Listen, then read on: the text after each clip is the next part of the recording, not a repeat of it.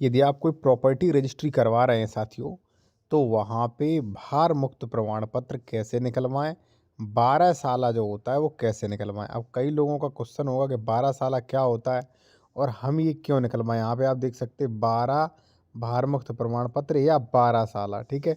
ये क्यों ज़रूरी, देखिए साथियों 12 साला बताता है कि आपकी ज़मीन पर कोई लोन तो नहीं है, ठीक है, किसने किसको खरीदा बेचा, वो सारी चीज़ें जो है 12 साला बताता है, ठीक है।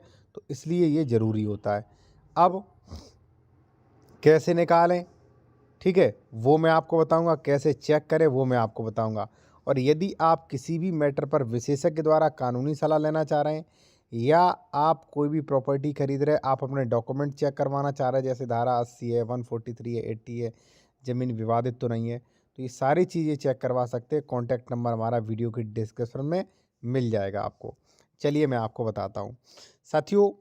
तो जब भी आप रजिस्ट्री करवाते हैं, 12 साला यानी कि भार मुक्त प्रमाण पत्र आपको अवश्य निकलवाना चाहिए, ठीक है। देखिए जिससे आपके पास एक डॉक्यूमेंट आ जाता है कि भाई मैंने जांच पड़ताल की है और जांच पड़ताल भी हो जाती है। वैसे तो कई जांच पड़ताल आपको करनी चाहिए, उसका म्यूटेशन, प्रॉपर्टी रजिस्ट्री चेंज, ठीक है, उसका श्रेणी नंबर, खातेदार का वर्ग, ठीक है ना, दाखिल खारिज के सभी आदेश, कोई केस तो नहीं चल रहा, ये सारी चीज़ें चेक करनी चाहिए। और उसी के साथ साथ ये 12 साला भी। अब चलिए मैं आपको बताता हूँ कैसे आप इसको चेक करें, ठीक है, कैसे निकालें। तो इसके लिए सबसे पहले साथियों आप यहाँ पे क्लिक करें। जैसे ही आप साथियों यहाँ पे क्लिक करेंगे, यहाँ पे आपको आ गया यहाँ पे कि नवीन आवेदन करें या भुगतान करें या प्रमाण पत्र डाउनलोड करें।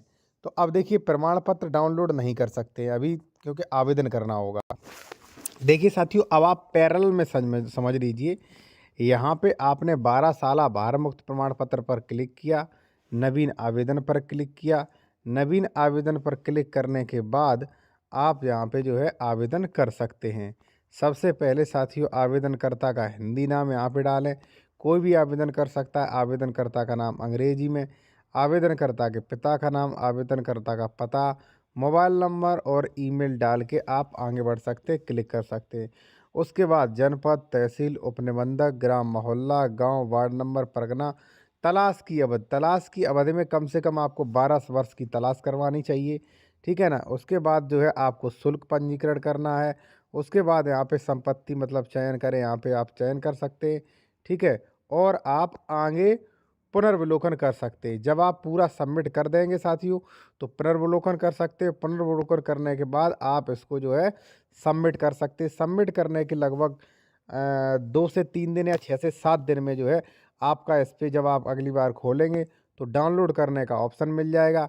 फिर आप जो है यहाँ पर प्रमाण पत्र डाउनलोड कर सकते हैं बाकायदा, ठीक है। प्रमाण पत्र डाउनलोड करने के बाद आप उसमें देख सकते हैं क्या उस पर लोन पाया गया है कि नहीं पाया गया। और मैं आपसे कहूँगा कि अगर आप भले ही 12 साला निकलवाते फिर भी प्रॉपर्टी डॉक्यूमेंट आप अच्छे और बेहतर वकील से चेक करवाएं, क्योंकि साथियों कई चीज़ें ऐसी होती है जो चेक होना ज़रूरी है। कई चीज़ें ऐसी होती है जो चेक होना बहुत ज़रूरी है, ठीक है जी। जैसे मान लीजिए 12 साला के जब आप नीचे लिखेंगे तो उसमें लिखा होता है कि ये 100% क्लियर नहीं है, ठीक है। इसलिए आपको और भी चीज़ें चेक करनी है कि डबल रजिस्ट्री तो नहीं, अंश से अधिक विक्रय नहीं, फिर भी आप चेक कर सकते हैं, ठीक है। मौके पर जाके चेक कर सकते हैं साथियों कि सारी चीज़ें सही हैं कि नहीं हैं, ठीक है जी। और फिर भी आपका कोई एडवाइस लेना है या कोई भी आप प्रॉपर्टी खरीदने से पहले आप जानकारी लेना चाहते हो उसकी कि प्रॉपर्टी डॉक्यूमेंट सही है कि नहीं, हमें लेनी चाहिए कि नहीं लेनी चाहिए, ठीक है, तो आप हमारा कॉन्टैक्ट नंबर वीडियो की डिस्क्रिप्शन से ले सकते हैं।